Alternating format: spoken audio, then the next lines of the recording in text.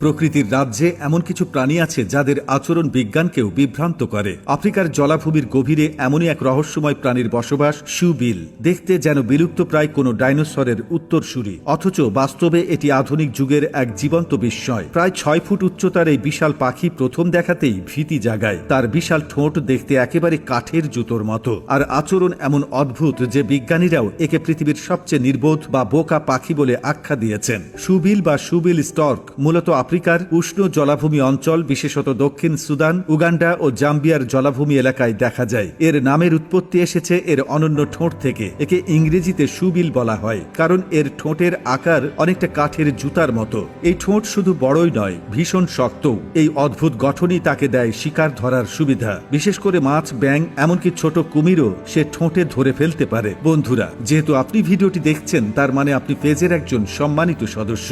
জানতে পারি আপনি কোন জেলা থেকে দেখছেন। এত শক্তিশালী বৈশিষ্ট্য থাকা সত্ত্বেও এই পাখির বুদ্ধিমত্তা নিয়ে আছে ভয়ানক বিতর্ক।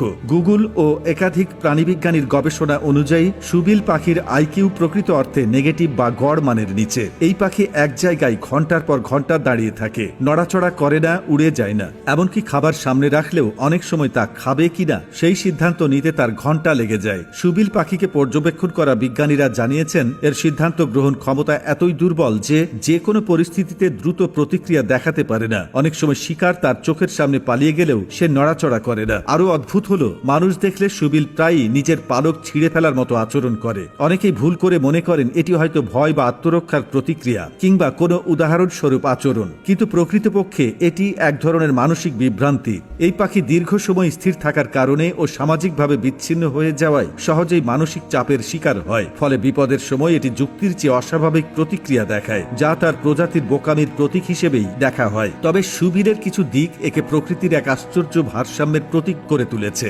শিকার ধরতে তার অদ্ভুত ধৈর্য ও নিঃশব্দে অপেক্ষা করার কৌশল অনেক সময় তাকে সাফল্য এনে দেয়। তার গলার আওয়াজও অস্বাভাবিক, যেন মেশিন গানের মতো দ্রুত শব্দ। এই আওয়াজ সাধারণত মিলনের মৌসুমে শোনা যায়, যখন পুরুষ ও স্ত্রী শুবিল একে অপরের সঙ্গে যোগাযোগ করে। তবে এই বোকা তকবার আড়ালে শুবিলের চরিত্রের আরেকটি অন্ধকার দিক রয়েছে, যা বেশ নিষ্ঠুর। সাধারণত একটি স্ত্রী শুবিল 2টি ডিম পাড়ে, কিন্তু ডিম ফুটে বাচ্চা বের হওয়ার পর শক্তিশালী বাচ্চাটি তার দুর্বল ভাই বা বোনকে ঠুকরে ফেলে অথবা খাবার খাওয়া থেকে বিরত রাখে। অবাক করা বিষয় হলো, মা পাখিটিও তখন কেবল শক্তিশালী ছানাটিকেই যত্ন করে এবং দুর্বলটিকে তিলে তিলে মরতে দেয়। প্রকৃতির এই কঠোর নিয়মেই তারা টিকে থাকে। এছাড়া মানুষের কাছে এরা বেশ আদুরে হতে পারে। গবেষকরা দেখেছেন মানুষের সামনে এরা মাথা নত করে সম্মান বা বাউ করে।